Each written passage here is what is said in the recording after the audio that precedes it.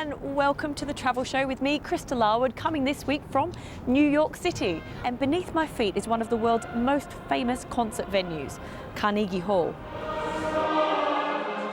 I'll be getting a taste of an orchestra and trying to whistle my way on stage. And we'll be asking what's more fun, virtual reality roller coasters or bumper cars? And where in the world was this hit online video filmed? Find out in Trending Travel.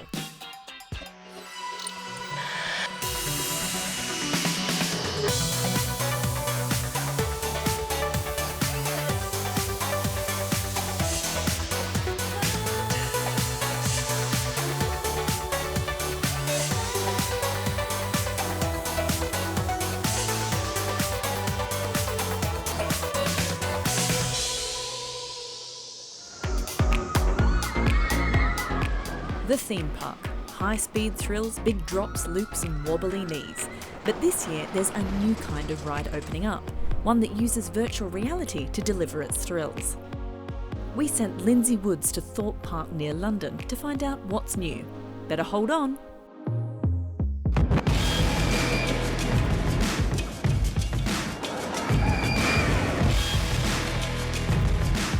This is one of Britain's top places for thrill seekers.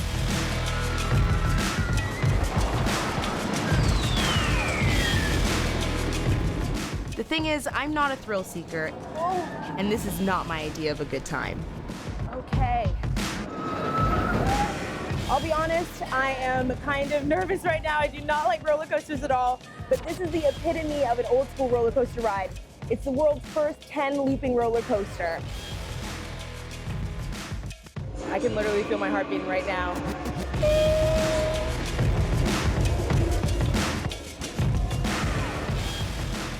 These rides might only last a minute or so. For me, though, that's more than enough.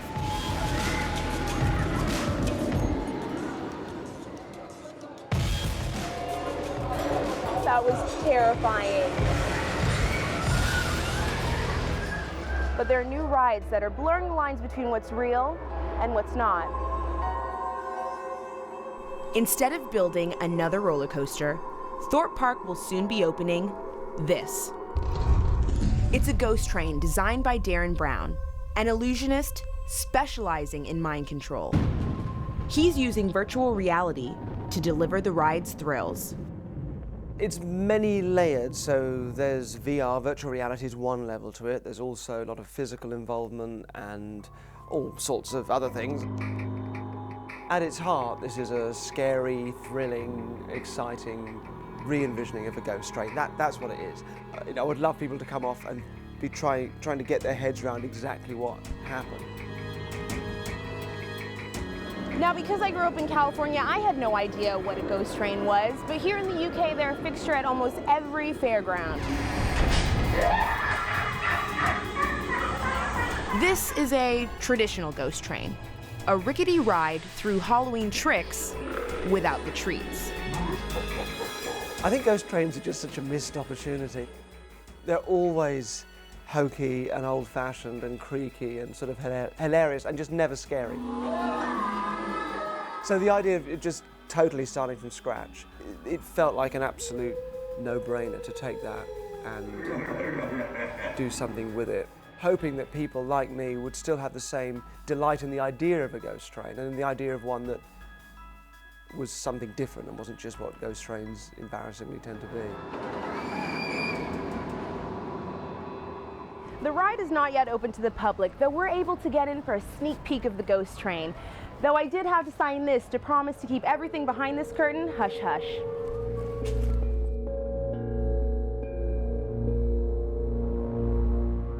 This is all we're allowed to show you. The outside of a Victorian railway carriage apparently hanging in the air. But what awaits on the other side of the door is something very different.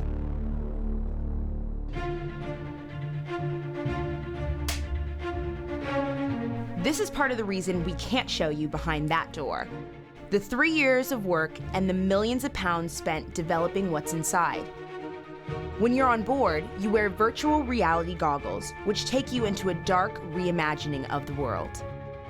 This ride takes 13 minutes, and you have to be 13 to go on.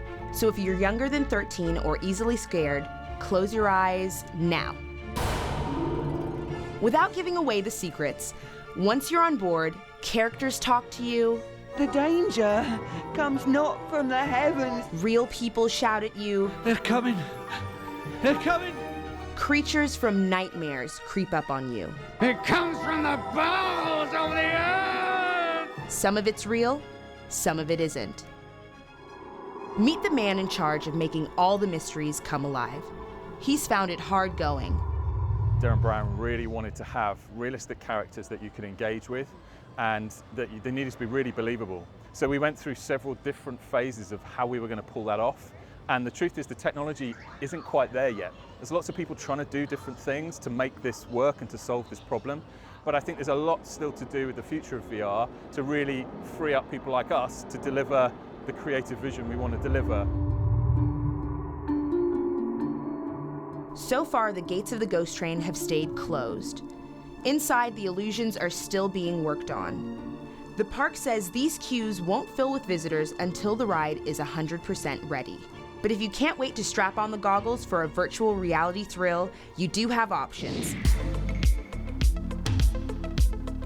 At Alton Towers in England's Midlands, an old roller coaster has been reinvented with VR goggles. It takes you for a spin into space, then through an alien world on Earth. And at Six Flags in Los Angeles, another renovated coaster puts you in the cockpit of a fighter jet. But to get a thrill from virtual reality, do you have to spend on this scale? This man thinks not. Brendan Walker designs thrills for a living, and from his workshop in East London, devised a VR experience with a pair of goggles and a child swing. When you think you're only swinging maybe a metre in the real world, you actually swing 1.2 metres in the virtual world, and I keep amplifying that. But there's a tipping point where they suddenly look down and realising they're swinging way too high. So it actually turned from what was quite a pleasant ride into something which was kind of a little bit scary. Right. And it's that point that their expressions change from pleasure and joy to kind of fear. Do you think VR attractions could ever replace traditional rides? VR will never replace thrill rides, like roller coasters, anything that moves our body physically in space. We're animals, we're built to respond to physical stimulation. VR can add a veneer of storytelling, a veneer of different types of visual input, but very quickly we'll become bored. But that could actually be something that makes virtual reality a better idea for theme parks. The story doesn't always have to stay the same. The advantage of this is that we can change up that storyline, mix it up, add something extra, add new elements to it. When you've got a traditional roller coaster made of your metal, it's very then difficult to change that theme or change the experience. This one, we can change that quite readily with the content that we've got.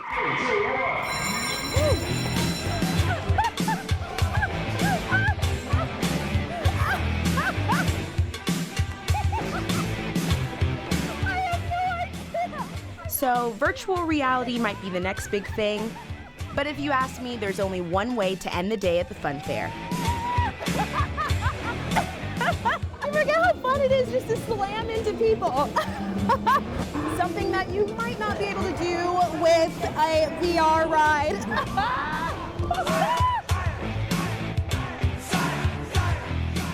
Lindsay Woods reporting there from Thorpe Park. Next, it's time to visit one of London's grandest hotels to taste one of Britain's grandest dishes in this week's Global Gourmet.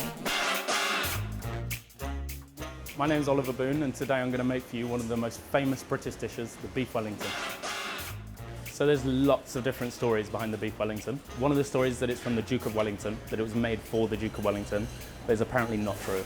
It's also popular in France as filet de boeuf en croûte, as I say, and it has also foie gras in the middle. And also as they do it in the USA as well, a tenderloin of beef in pastry. So So here's Gordon, my pastry chef, who I like to think is the best in London. And so the first thing he's doing is he's made a standard dough, and now he's going to roll it out nice and long. So what we're going to do next is just season the beef up. Plenty salt, probably more than you're used to seeing at home. And we just put some garlic and some thyme in, just because it's delicious and it sounds amazing. So it's all seared nicely all over. The butter sort of helps it to give it a nice even colour. So this is the blast chiller. The beef's going straight in, but we're just going to leave it for 10 minutes and it will stop the cooking completely and keep the middle raw still. Now the next stage is we just wrap it in cling film. So this gets wrapped nice and tightly, and basically what we're doing here is just creating a nice shape for the inside of the Wellingtons. So this is mushroom duxelle, which is basically some field mushrooms sliced down, cooked very quickly in some butter. You want to get a nice layer. You want it basically all the way around the beef is the aim. And then we've got this nice set cylinder of beef which goes in the middle. We take the cling film to pick up all the layers basically, and that will roll the entire fillet within the mushroom and the pancake. The first stage is just to wrap it in the first layer of pastry. So what's very important the whole time you're making it is that you never have too much overlapping pastry. So you'll see he's always trimming the ends and taking as much excess pastry off it as you can. So yeah, now he's got the lattice, it's all cut, and you're just basically opening up the gaps in between the pastries you can see and just laying it on top of there beautifully, as he does.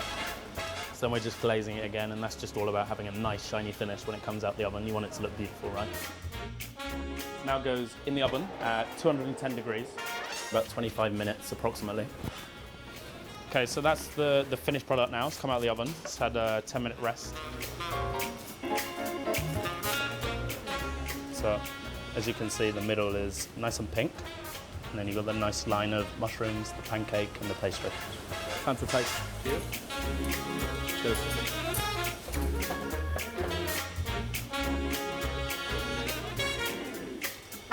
Yeah, it's great. It's perfect. Beef's beautiful, mushrooms tasty, pastry's nice and crisp. Perfect food for someone like the Duke of Wellington and his men, I'd say. Still to come on The Travel Show. Carmen's clicking on the best new travel shots online, and I'll be walking in the footsteps of the greats at Carnegie Hall. Duke Ellington, Billie Holiday. Oh, not a bad line All of a tour. for $4.80. Yeah, I'd probably pay $4 to see that.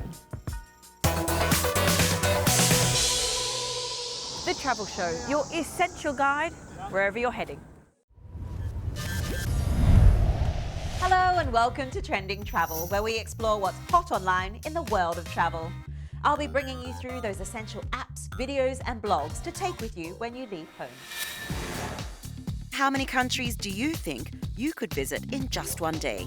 Well, pending official confirmation, the world record of 11 appears to have just been beaten.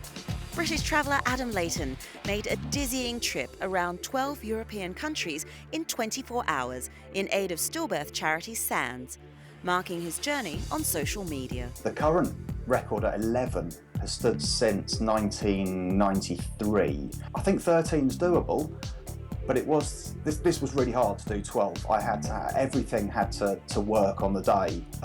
If a train or a bus was late, there wasn't a plan B. That was just it, game over. So I don't know. Somebody could do 13 immediately, or it could hopefully be another 23 years until somebody beats it. You can still donate to Adam's charity via his website. We love staying connected with you all online. And don't forget, we're on Facebook, Twitter and email. And you've been sending us some great stuff this month. Join us every Tuesday on Twitter, where we share some of the best photos that you've sent in using the hashtag TravelTuesday. From Keith Jenkins' Rio sunset to Piers Gunn-Jones's downtown Shanghai. Check out our Twitter and Facebook pages for loads of exclusive travel show content and top travel news stories to keep you up to date and inspired for your next world-class adventure. Now let's look at the viral videos that have been clocking up the views this month. When three childhood friends set out to the far western corner of Mongolia for a 12-day adventure into the wilderness, they captured their journey in this spectacular film. Joey explained on his Vimeo page that 12 days in the wilderness, riding over high passes loaded with gear, surviving raging white water, drinking fermented mare's milk and battling the elements was not an adventure they would soon forget.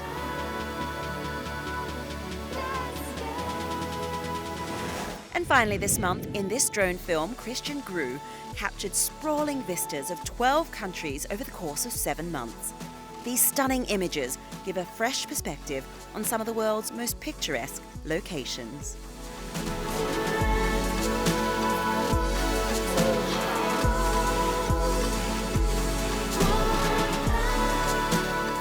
And don't forget to check out our website for all the ways that you can get in touch, or if you've seen anything online that you think we should be looking at. See you next time.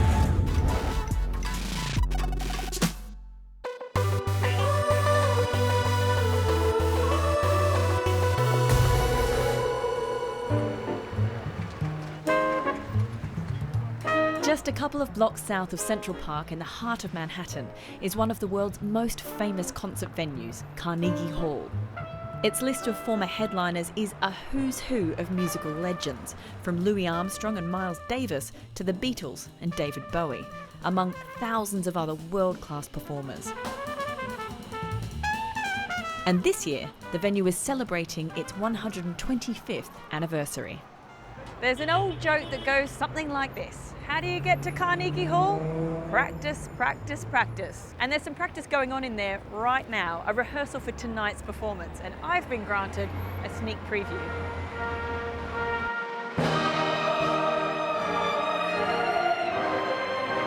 This space is considered a kind of mecca for musicians, partly because of the acoustics, which allow for perfect sound regardless of which of the 2,804 seats you sit in.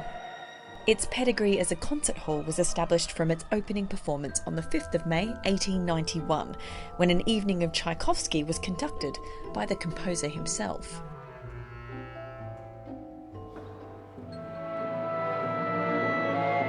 Toshiyuki Shimada is the music director of the Yale Symphony Orchestra, whose students are rehearsing on the stage today. He's conducted many times at Carnegie Hall. Just before conducting, I feel little jitters. You know, that, oh, this is a big, huge temple, sacred place. But once you start it, you forget about it and just dive into the music and really no thinking. And Shimada is always conscious of the great conductors who've come before him. I think those spirits are all collected in this hall. That's how I feel. Because when I first stood on the podium, when I was here first time, I kind of had a vibration, maybe from the vibrating, feel like somebody was really watching me. Maybe it was a Mahler or somebody. You have this feeling. And I think that's why it's a very special hall. So chairs from 1891. Oh, wow. Perhaps the man who knows most about Carnegie Hall's history is Gino Francesconi. He's worked at Carnegie Hall for 42 years, making his way up from backstage attendant to being the director of the venue's museum today. Along the way, he's met many of the biggest stars to have had their name on the Carnegie Hall marquee. I worked backstage, I think, about 3,500 events. And there were some people that I knew from a distance, Sinatra. There were some that were becoming new to me, like Ella Fitzgerald, jazz. And it was right there by that stage door that sometimes you could feel the audience was right and the artist was just right. And you hadn't heard a thing yet, and yet you knew that that night was going to be magic. It's wonderful. Gino has responsibility for Carnegie Hall's vast archive, which documents over 50,000 performances. And he's brought out some of the most prized items in his collection, including the glasses of the First Lady of Song, Ella Fitzgerald. It's wonderful. The Ella Fitzgerald Foundation called us and said, "Do you want anything?" And I said, yes. Yes. And a special item bequeathed by the family of another jazz legend. Here we have one of the finest clarinets ever made. It belonged to Benny Goodman. And it was given to us by his family. And it was the first donation for our future museum. How often do you get a chance to sing really loud, right? The good news for decidedly unmusical people like me is that you don't have to be a world-class performer or belong to an Ivy League orchestra to join in the fun. The Carnegie Institute runs a number of events in its education wing throughout the year, including workshops and family concerts like this one. One of the nicest things to whistle is a bird, so let's all just be birdies. This is actually Simon. Emily Egan is a musician and songwriter, but also has the distinction of being a two-time international whistling champion. Whistling is, of course, part of Emily's show, as is crowd participation. You just make a little tweet, like, don't even think about it as whistling, just think about it as being a bird. Okay.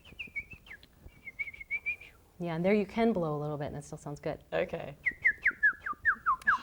See, I can't go up against a world champion whistler. It's embarrassing. But thankfully, when the time came, there was a large group to help drown me out. Whistled your name 1,000 times. Now it fades out. There's just one little bird left.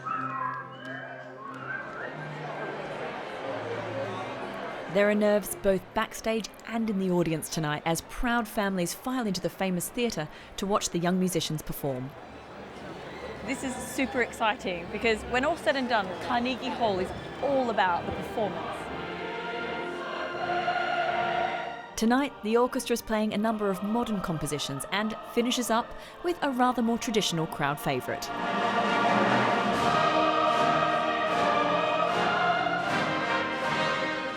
By running community programmes, Carnegie Hall has become more than just a venue.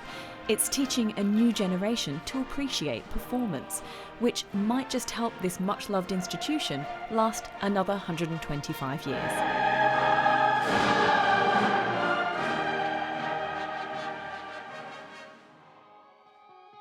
Who would have thought my whistling would be heard at Carnegie Hall? Well, that's all we've got time for on this week's programme. Coming up next week, we've got the first of two special programmes from China, where Rajan explores some of the country's little-known natural treasures. When it comes down to it, I guess all I can say is that this is a mind-boggling extravaganza of geological history and formation and life all put together. And it's just incredible to believe that no one really knew about it. so do join us then if you can. And in the meantime, don't forget you can keep up with us while we're out on the road in real time if you like. All you need to do is sign up to our social media feeds, details of which are on the screen now. But for now, from me, Crystal Larwood, and the rest of the Travel Show team here in New York City, it's goodbye.